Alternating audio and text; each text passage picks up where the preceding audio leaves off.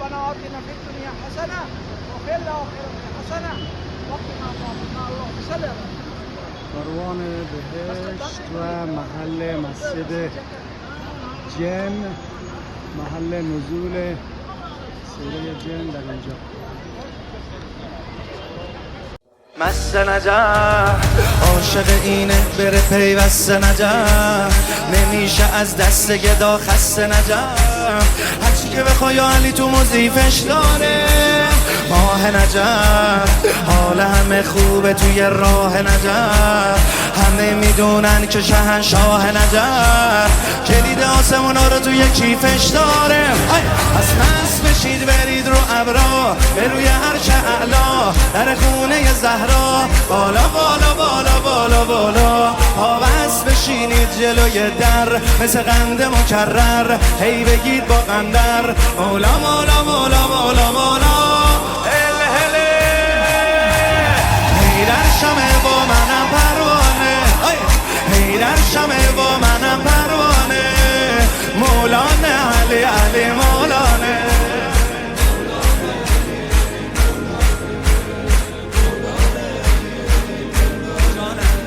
در نجف رفت توی دست هر کی شد حر نجف، خوب نفس شیطونو میبره نجف، واسه همین حلال زاده دور علیه کرده نجف، مردم سرمست ابر مرد نجف، ای بخوره تو سرشون درد نجف، به کوری 3 نفرشون علی اولیه، نهج البلاغه شد کلامش کل خلق رامش، عادی و سلامش شروع یک تولد دوباره است، سوره به سوره کل قرآن اومده به ایران با دست حسن جان.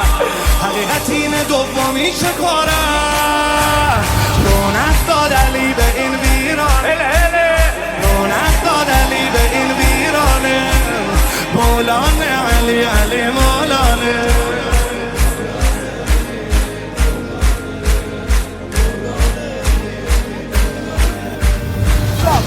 پیامبر اسلام،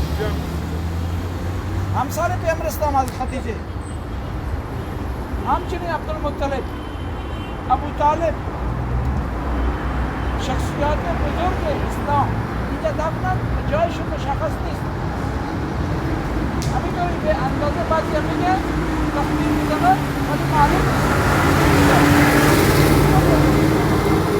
انشاءالله ما الان بالا میریم و اینجا درنامه خوانده میشه. صلوات بفرستید. مست نجف عاشق اینه بره پیوست نجف، نمیشه از دست گدا خسته نجف، هرچی که بخوای علی تو مضیفش داره. ماه نجف حال همه خوبه توی راه نجف، همه میدونن که شهنشاه نجف کلید آسمونا رو توی کیفش داره.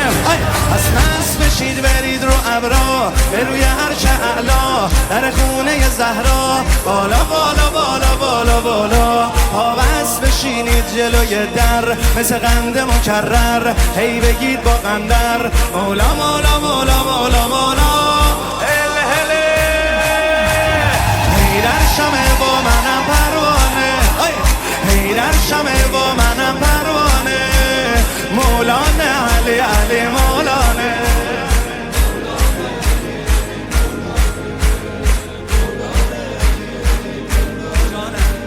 در نجف رفت توی دست هر کی شد حر نجف، خوب نفس شیطونو میبره نجف، واسه همین حلال زاده دور علیه کرده نجف، مردم سرمست ابر مرد نجف، ای بخوره تو سرشون درد نجف، به کوری 3 نفرشون علی اولیه، نهج البلاغه شد کلامش کل خلق رامش، عادی و سلامش شروع یک تولد دوباره است، سوره به سوره کل قرآن اومده به ایران با دست حسن جان. حقیقت این دومی چه کاره، رونق داد علی به این ویران، رونق داد علی به این ویرانه، مولانه علی علی مولانه.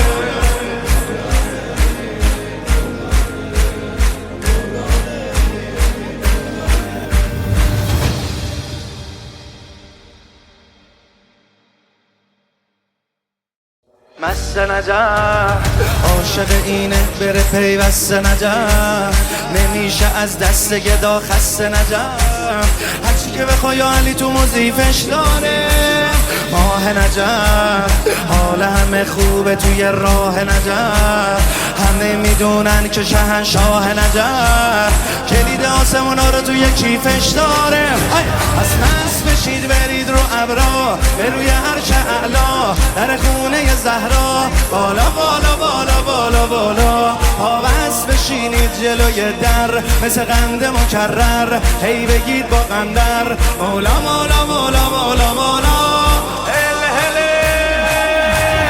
هی در شمه با منم پروا.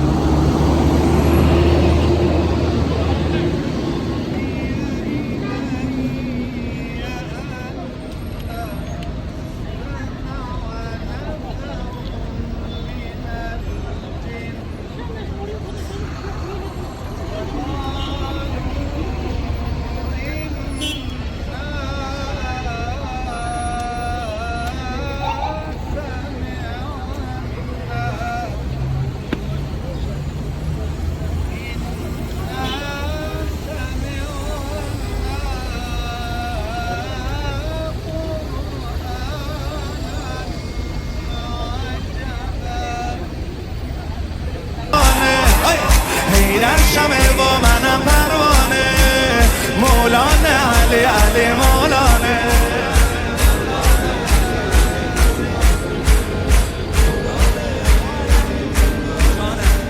در نجف رفت توی دست هر کی شد حر نجف، خوب نفس شیطونو میبره نجف، واسه همین حلال زاده دور علیه کرده نجف، مردم سرمست ابر مرد نجف، ای بخوره تو سرشون درد نجف، بگوری 3 نفرشون علی اولیه، نهج البلاغه شد کلامش کل خلق رو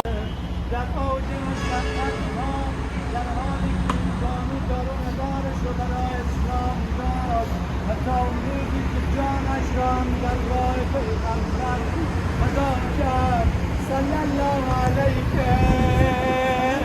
یا ام فاطمه الزهرا، و لحظاتی که آخرین لحظات خدیجه بود به ام ایمن و دیگران سفارش کرد زهرای منو که تنها دختر پیغمبره، وارث پیغمبره، تنهاش نگذارید، برا خدیجه برا زهرا مادری کنید، هر دختری شب زفاف مادر میخواهد، شما هم کنارش بمانید، زهرایم را تنها نگذار.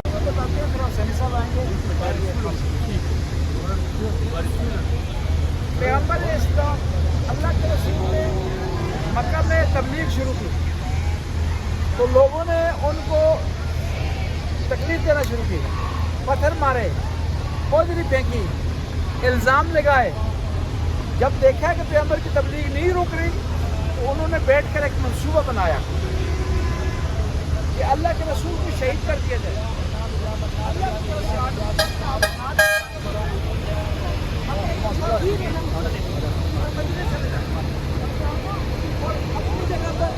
امام علی کو سلانے، پیغمبر نے اپنی جگہ پر امام علی کو سلایا اور امانتیں امام علی کے حوالے کی اور مدینہ کی طرف روانہ ہوئے، مکہ سے نکلے یہاں پر آئے، وہ سامنے جو پہاڑی نظر آ رہی ہے اوپر چوٹی پر، وہاں 3 دن غار میں آپ نے گزارے ہیں۔ اس جگہ کا نام ہے غار سور، پہاڑ کا نام جبل سور، غار کا نام غار سور۔ तो इसको सोर क्यों कहते हैं कि आदमी यहाँ पर रहता था, उसका नाम था सोर इब्न सोबान। तो खेती बाड़ी यहाँ पर करता था, उसकी वजह से पहाड़ का नाम जो है वो जबल सोर कहलाया। अल्लाह के रसूल यहाँ रहे तो बाहर के कुछ आदमी पीछे से चलते हुए आए, ढूंढते हुए यहाँ पर पहुँचे हैं। उनको महसूस हुआ कि अंदर कोई है।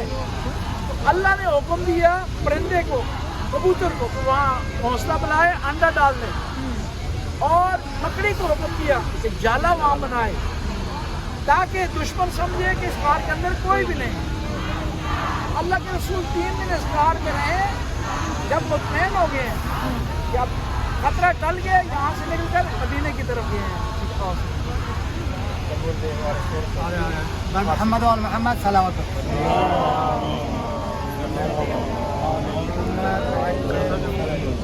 السلام علیکم و رحمت الله جمیعا. خسته نباشید، صبح شما بخیر باشه. اینجا این محلی که می‌بینید محل غار ثور است. غار ثور یک محلی بوده که ثور بن عبدالمناف اینجا زندگی میکرده و داستان اصلیش که اینجا مقدس بوده که از یکی از شاعر قرار گرفته، به خاطر خود ثور نیست که از فرزندان عبدالمناف بوده. اصل داستان است که در لیلة المبیت، زمانی که مشرکین مکه میخواستن پیغمبر را در بسترش به شهادت برسانند، خدای تبارک و تعالی به پیغمبر خبر داد که اینا امشب میخواد تو را به شهادت برسانند در بستر. و جبرئیل خبر داد پیغمبر اکرم صلوات الله و سلامه علیه امیر المؤمنین را در جای خودش خواباند و خودش از مکه بیرون شد. از مکه بیرون شد. طبق بعض از روایات میگن سر راهش خلیفه اول آمد و ایشان هم با خود گرفت، به خاطر از اینکه اخبار نشود با خود گرفت و آورد، وارد این غار شد اینجا.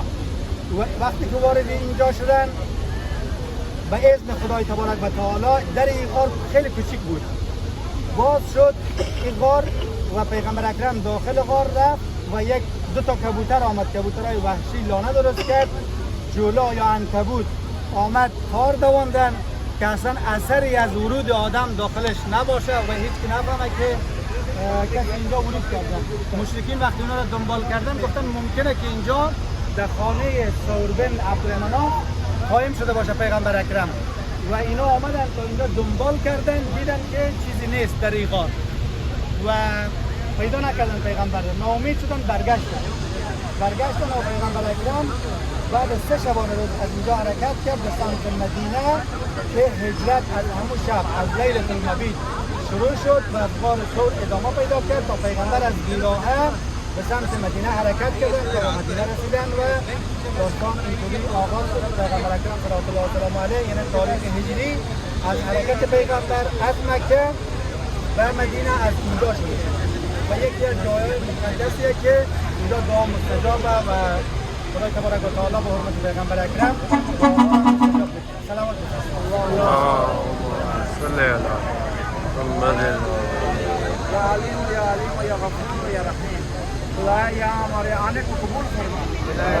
खुदा जिस तरह नबी करीम ने हिजरत की, हमें भी तौफीक दे कि हम दीन की खिदमत कर सकें, इस्लाम की खिदमत कर सकें, गुनाहों से हिजरत कर सकें, खताओं से हिजरत कर सकें, गलतियों से हिजरत कर सकें. खुदाया اینجا آمدیم، آمدن ما را بپذیر. این خانه ما، خدایا حج خانه ما حاجتی در حاجی برآورده بگردم، اموات ما را ببخش و بیامرز. خدایا ما را به خودمون واگذار نفرما. ما را هم توفیق بده که دین اسلام خدمت کنیم و ما را هم توفیق بده از گناهانمون خودمون هجرت کنیم، از خطاهایمون هجرت کنیم، از معصیتمون هجرت کنیم. آخر में अपने मरहूमीन मरहूमात के लिए अल्फातिहा माल इखलास से व सलावत।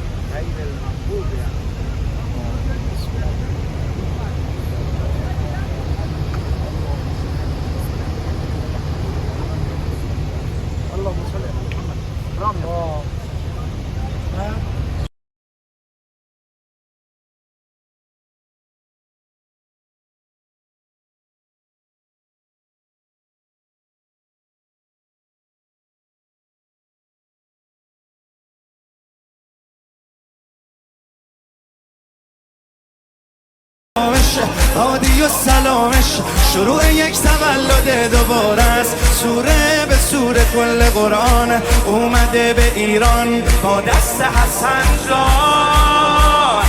حقیقت اینه دومی چه کاره، رونق داد علی به این ویرانه، رونق داد علی به این ویرانه. مولانا علی علی مولانا.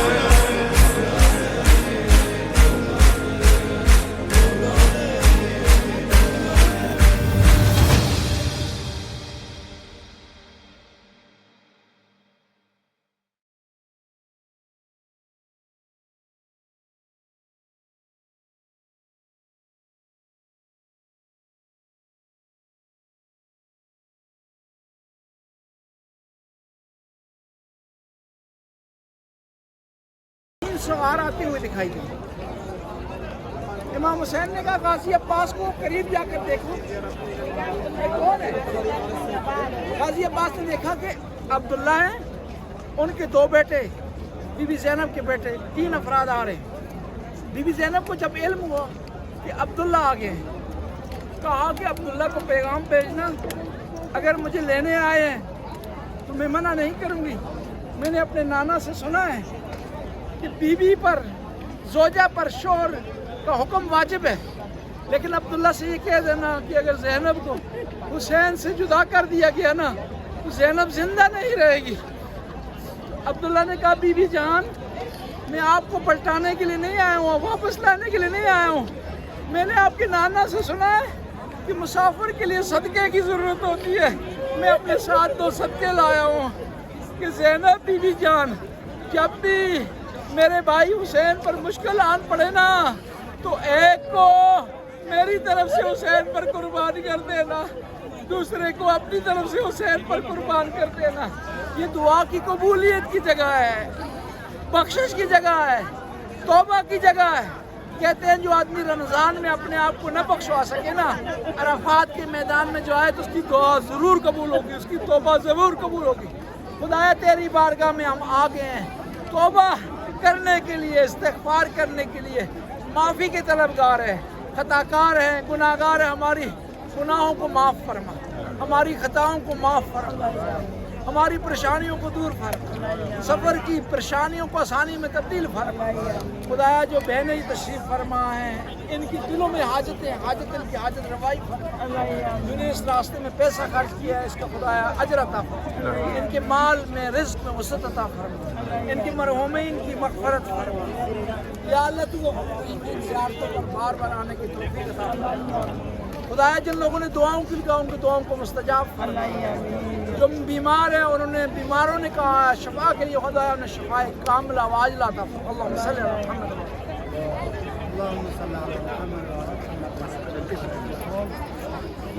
اینجا ما و شما جبل الرحمه است که در عرفات در یک صحرا قرار داره و این صحرایی است که حاجیان بخشی از اعمال حج در عرفات است. اینجا میآیند مناجات میکنند با خدای تبارک و تعالی و اصل داستان شروعش از قبولی توبه حضرت آدم شروع شد که وقتی که حضرت آدم از او شجره ممنوعه خورد و 200 سال از حوا جدا شد. حضرت آدم را در هندوستان و حضرت حوا را در اینجا از آسمان از بهشت بیرون کردند و اینها در مناجات بودند و خدای تبارک و تعالی بعد از 200 سال که اینا سرگردان بودند خواست دعایش را قبول بکنند و حضرت آدم جبرئیل را فرستاد که کلمات را بهش بگه که در قرآن کریم است که فتلقی آدم من ربه کلمات فتاب علیه. خدای تبارک و تعالی به جبرئیل کلمات را گفت که به خاطر او کلمات توبهش را قبول کرد و او کلمات چی بود که یا حامد به حق محمد، یا عالی به حق علی، یا فاطر به حق فاطمه، یا محسن به حق الحسن، یا قدیم الاحسان به حق الحسین.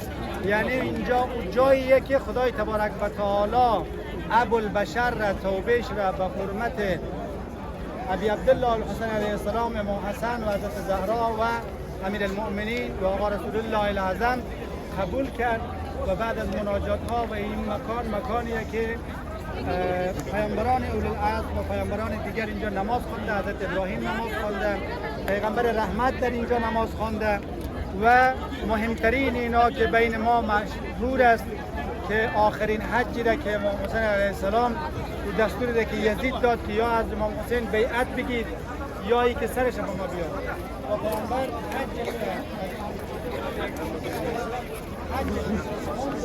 اینجا زمانی که آخرین دعای عرفه را مناجات میکرد که دعای خیلی زیبا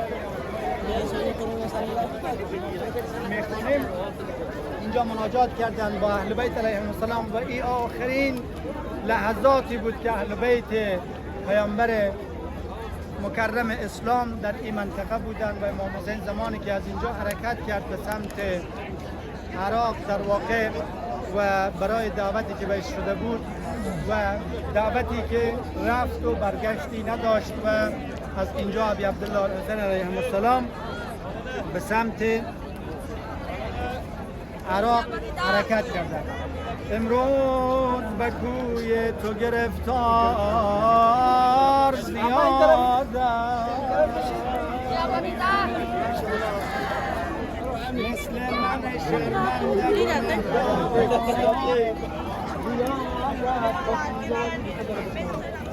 مثل من شرمنده گناهکار زیاد است اما کرم توست که بسیار زیاد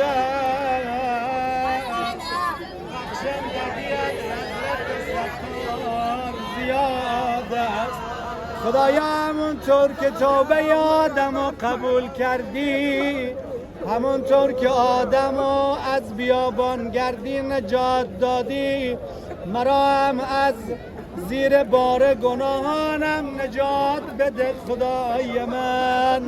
اینجا جایگاهی است که پیغمبران تو اومدند اینجا دعا کردن خدا به دعای ابراهیم و اسماعیل و اسحاق و یوسف و یعقوب و همه اونها و به دعای پیغمبر اکرم همین آن و همین لحظه ما را ببخش. خواندی تو دگر بار به کویت همگان را هر کس که به سرمایه خود دید زیان را یاداد از کف فرصت ماه رمضان را با خیش ببارد دل جان نگران را گفتی که گناه دل پر آه ببخشی امروز به اندازه یک ماه ببخشی خدایا به حرمت ابی عبدالله اگر تا حالا ما رو نبخشیدی همین لحظه و همین آن ما رو ببخش. اما اینجا جاییه که حسین ابن علی وقتی از این بلندی وقتی دعای عرفه رو قرائت کرد با اهل و عیالش خداحافظی کرد خدا که برگشت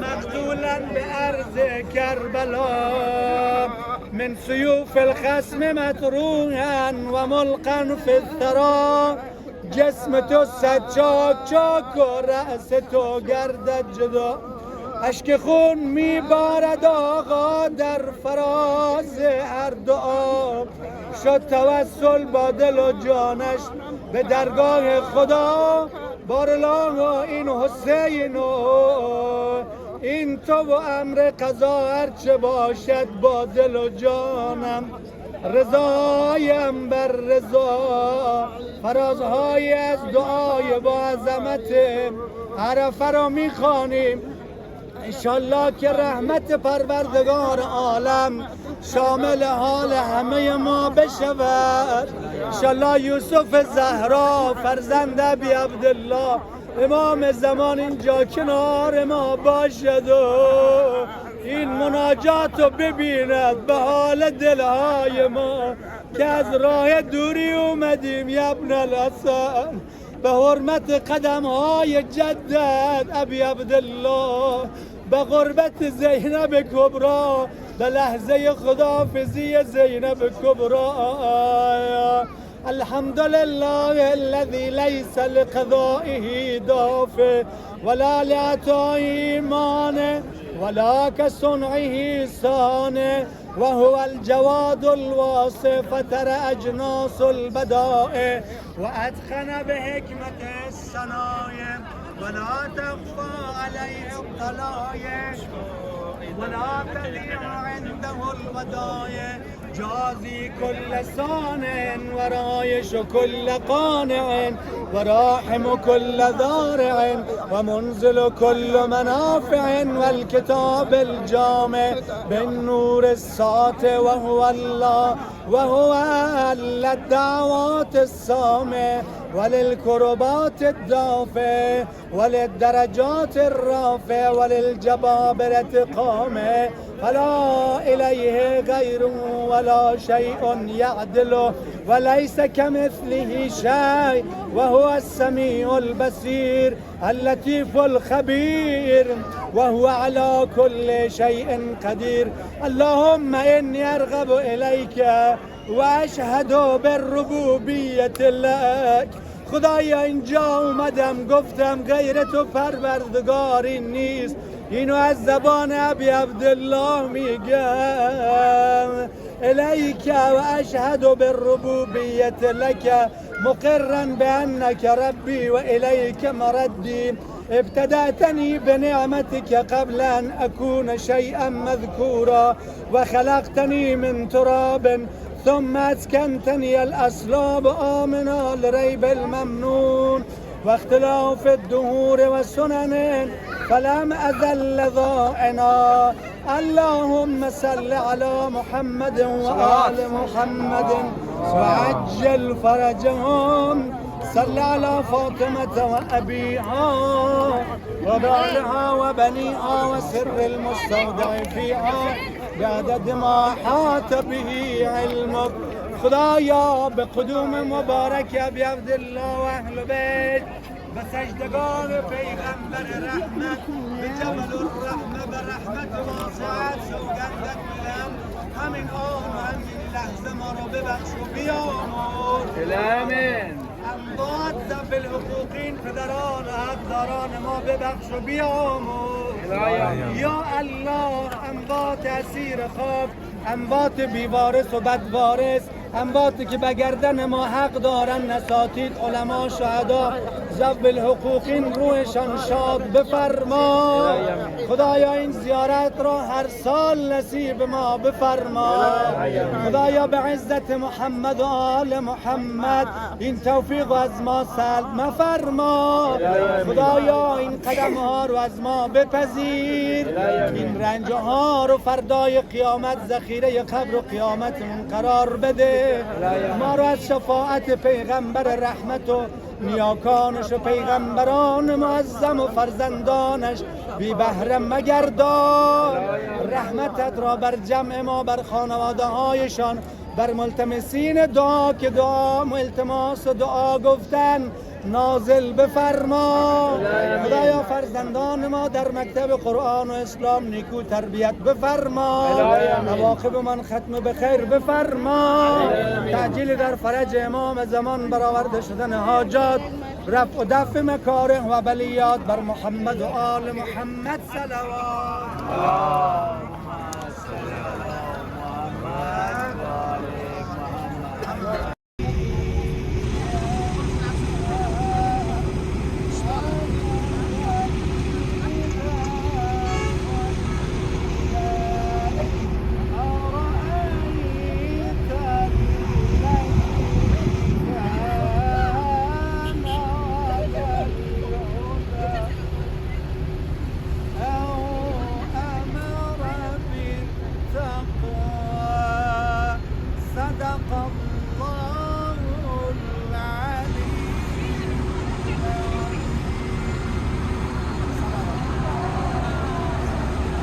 مست نجف عاشق اینه بره پیوست نجف نمیشه از دست گدا خسته نجف هرچی که بخوای یا علی تو مضیفش داره ماه نجف حال همه خوبه توی راه نجف همه میدونن که شهنشاه نجف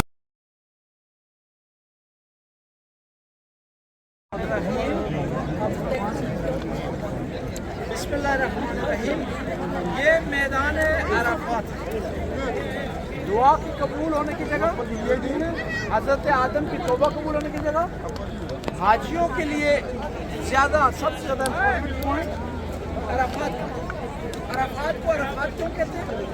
क्योंकि हज़रत आदम ने जब तौबा की तो जिब्राइल ने उनको तौबा के अल्फाज सिखाए। सिखाने के बाद तो उन्होंने कहा कि अराफा क्या आपने सीखा नहीं है अल्फाज, तो इस वजह से इस जगह का नाम अराफात बना है। और ज़्यादा मशहूर ये जगह इस वजह से है, इस वजह से मशहूर है कि इमाम हुसैन ने अपनी आखिरी दुआ इस मैदान में पढ़ी है और फिर रवाना हो गए करबला को। इमाम हुसैन यहाँ रुके, आपने तो रोका है, दूर से 300 आते हुए दिखाई दे। इमाम हुसैन ने कहा गाजी अब्बास को करीब जाकर देखो, ये कौन है? गाजी अब्बास ने देखा कि अब्दुल्ला है, उनके 2 बेटे, बीबी ज़ैनब के बेटे, 3 अफराद आ रहे हैं। बीबी ज़ैनब को जब इल्म हुआ कि अब्दुल्ला आ गए, कहा कि अब्दुल्ला को पैगाम भेजना, अगर मुझे लेने आए तो मैं मना नहीं करूँगी।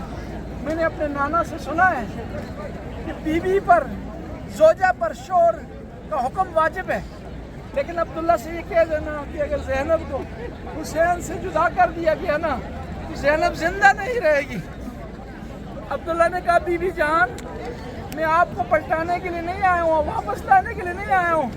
मैंने आपके नाना से सुना है कि मुसाफिर के लिए सदक़े की ज़रूरत होती है, मैं अपने साथ 2 सदक़े लाया हूँ कि ज़ैनब बीवी जान, जब भी मेरे भाई हुसैन पर मुश्किल आन पड़े ना तो एक को मेरी तरफ से हुसैन पर कुर्बान कर देना, दूसरे को अपनी तरफ से हुसैन पर कुर्बान कर देना। ये दुआ की कबूलियत की जगह है, बख्शिश की जगह है, तौबा की जगह है। कहते हैं जो आदमी रमज़ान में अपने आप को न बख्शवा सके ना, अराफात के मैदान में जो है उसकी दुआ ज़रूर कबूल होगी, उसकी तौबा ज़रूर कबूल होगी। खुदाया तेरी बारगाह में हम आ गए हैं तौबा करने के लिए, इस्तिग़फ़ार करने के लिए, माफ़ी के तलबगार हैं, खताकार हैं, गुनाहगार हैं। हमारी गुनाहों को माफ़ फरमा, हमारी खताओं को माफ़ फरमा, हमारी परेशानियों को दूर फरमा, सफ़र की परेशानियों को आसानी में तब्दील फरमा। खुदाया जो बहनें तशरीफ़ फरमा हैं इनकी दिलों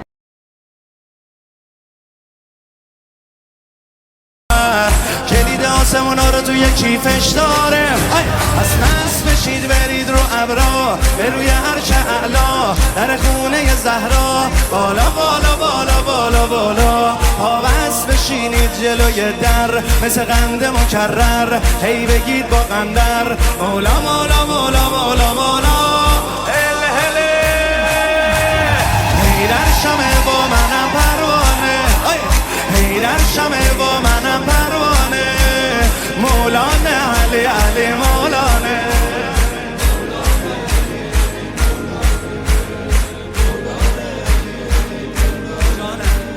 در نجف رفت توی دست هر کی شد حر نجف خوب نفس شیطونو میبره نجف واسه همین حلال زاده دور علیه کرده نجف مردم سرمست ابر مرد نجف ای بخوره تو سرشون درد نجف بگوری 3 نفرشون علی اولیه نهجال بلاغه شد کلامش کل خلق رامش عادی و سلامش شروع یک تولد دوباره است سوره به سوره کل قرآن اومده به ایران با دست حسن جان حقیقت این دومی چه کاره رونق داد علی به این ویران رونق داد علی به این ویرانه مولانا علی علی